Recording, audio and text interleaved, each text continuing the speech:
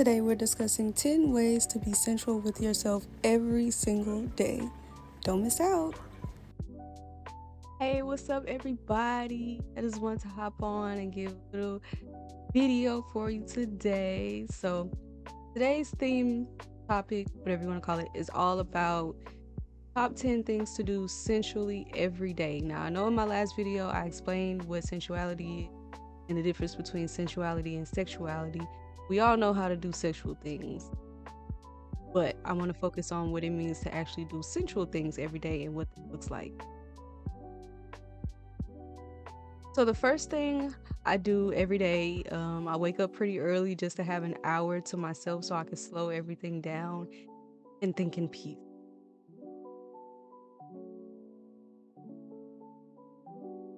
You should want to not only enjoy slowing down for yourself, but for your body as well, because your body does not always react well to doing things too fast, i.e., too fast, you might get nauseous and throw it back up. Drink too fast, same thing, or even worse, you gotta go to the bathroom more often.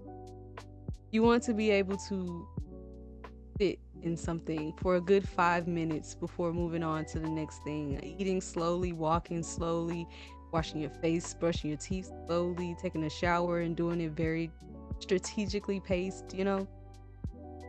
Slow down. The first thing.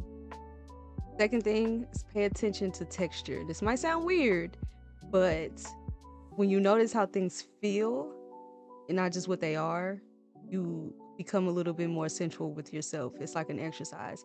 So, for example, the clothes that you wear, you wouldn't want to wear anything that's itchy because then you'll spend most of your time scratching your skin. You don't want to wear anything that's too tight because you'll spend most of your time trying to take it off like you can't breathe. When you take a shower and you get out the shower, and the first thing you touch at night, if you take night showers, is your sheets. You want your sheets to be what? Preferably room temperature, a little bit cold, fresh, smell good, very comfortable. That's how you would like it. So taking the time to actually feel the textures that are around you gives you a little bit more of a vibe, so you don't have to spend too much time disliking what you are around. That's just not gonna be a good fit. So number three, I would say upgrade your hygiene ritual. Now, when I brush my teeth, if I'm in a hurry, I just do the very basic things. But if I have the time, I use my water flosser. I floss still after that. I make sure that there's nothing stuck in my teeth, nothing pertinent, no bloody gums, no none of that, none of that. Upgrade your routine so you feel good about yourself, so you don't have to take the time out of the day to think, oh my God, does my breath stink?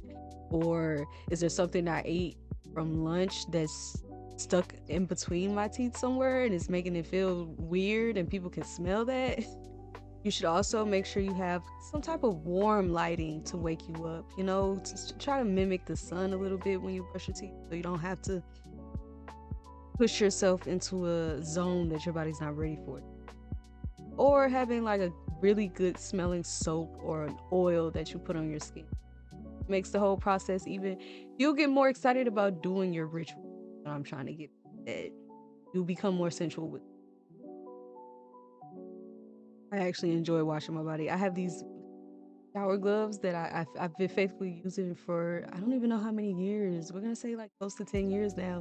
I've been using these shower gloves and I feel amazing when I get out the shower. It makes me love taking a shower. That's first. So, along with smelling good soaps and oils, for number four, you want to be intentional with your scent. You never want to leave it up to chance. Let's say that, because your deodorant can wear off at any time.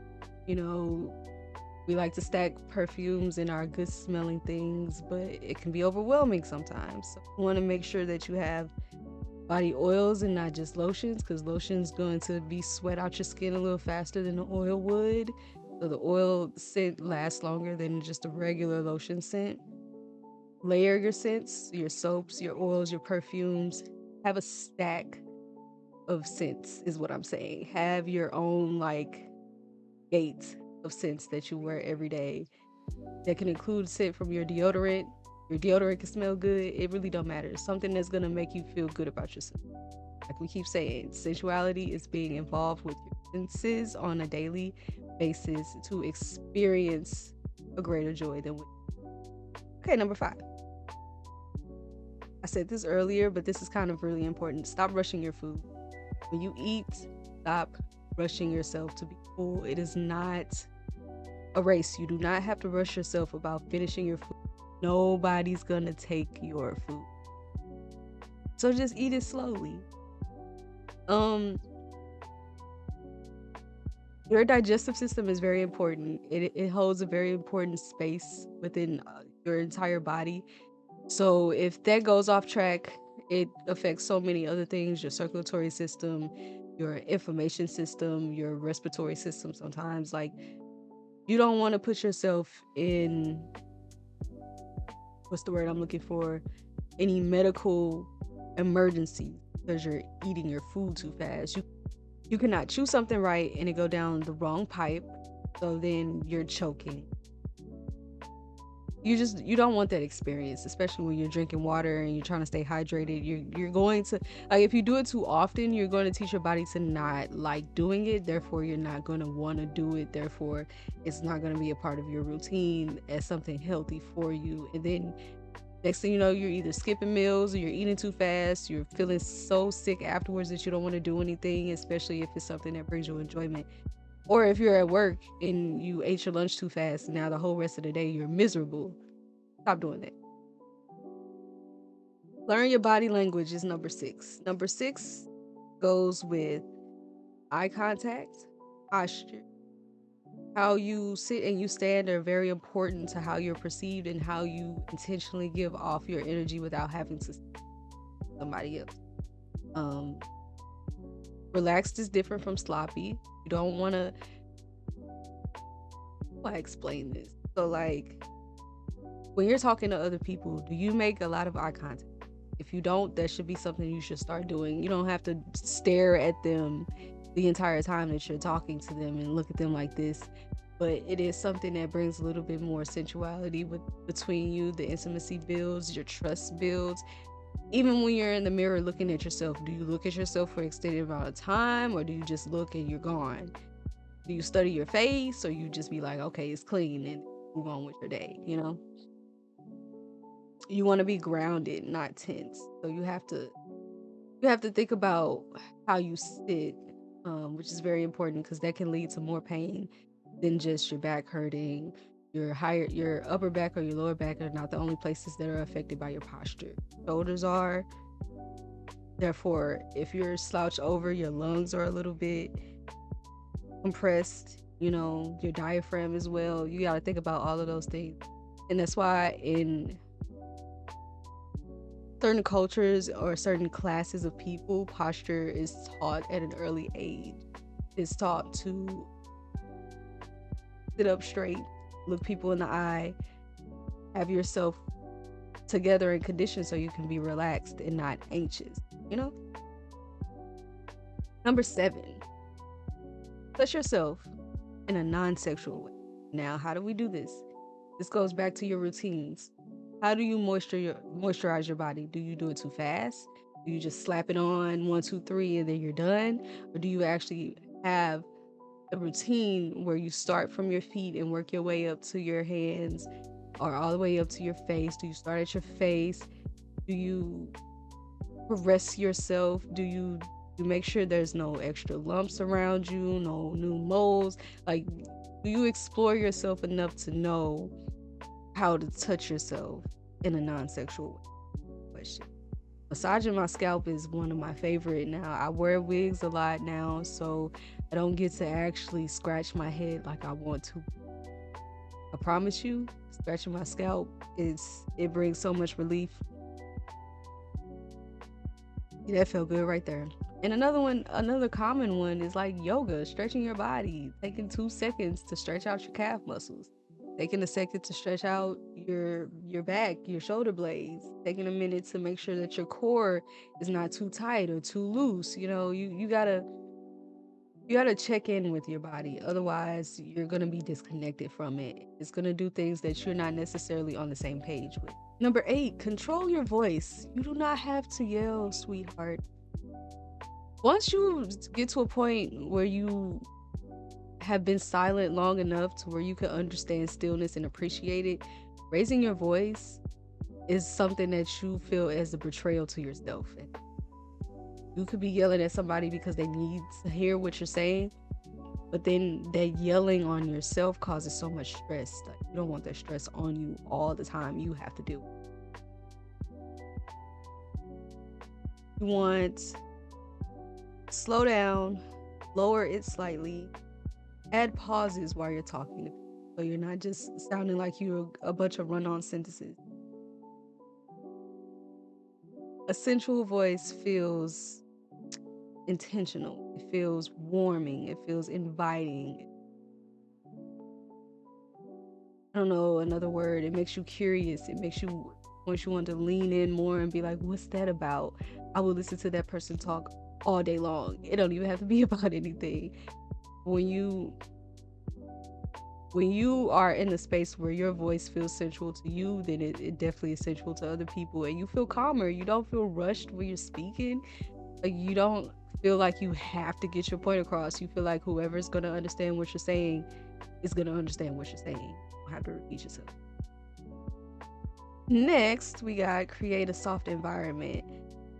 Kind of mentioned before with the bathroom and the routines and stuff, but my lighting right now is very warm. I have the heater on, you know. I'm taking my time with the amount of blankets that I have on my bed. I like warmth. I like my environment to be clean and not cluttered. It's very much so organized in a way where I can understand that it's organized. Everybody don't have to understand it. But if I need to pull something out or do something, boom, bop, bam, I can do it. Music or some type of low sound in the background gives very much sensual. Candles give very much sensual. Candles with lo-fi in the background, combination, great combination. And last but not least, being more mentally present, stop expecting yourself to get everything at the immediate second that you hear it, see it, feel it, whatever. Give yourself time to think things through. Give yourself time to want to do things. Give yourself more patience. Give yourself more grace. Being mentally present means that you are just in charge or in more control than you usually are. It's okay to put the phone down sometimes. It's okay to think 5 steps ahead, but not act on them until the steps are presented to themselves for you to act on. So in that case, it's okay to think ahead, but don't do it to where that's all of your thought process. Give yourself time. And actually be where you are. Actually actively present. If you're at an event, if you're doing something with friends, you don't have to be on your phone to document the whole thing on Snapchat. Go to a concert, go to the movies, take yourself out on a date. Do things that you want to do by yourself. Get to know you. Get to do the things that you want to do so you don't have to lean or depend on anybody else to do them. People are not always around like they say they are to do. That's just the truth. And you shouldn't expect them to be. Everybody should be living their own life the way that they want to live it. So being present means living your life how you want to live it immediately. Now, like right now. That's what being present means. I hope those 10 things help you in your everyday life to be a little bit more sensual with yourself, a little bit more softer, a little bit more graceful, and have some peace that comes with it, relaxation, whatever you need. Just be intentional with yourself. Don't ever get up and just say, I'm going to go where the day takes me. Do something every day to put you in a path for a better version of yourself. But when you get to that and you make some progress, you can look back and say, I'm proud of myself for doing that for me, for being present for me and not for anybody else. I will see you guys later. Like, comment, subscribe, share. Doesn't matter to me. If you made it this far, thank you so much for watching the entire video, and I will see you later.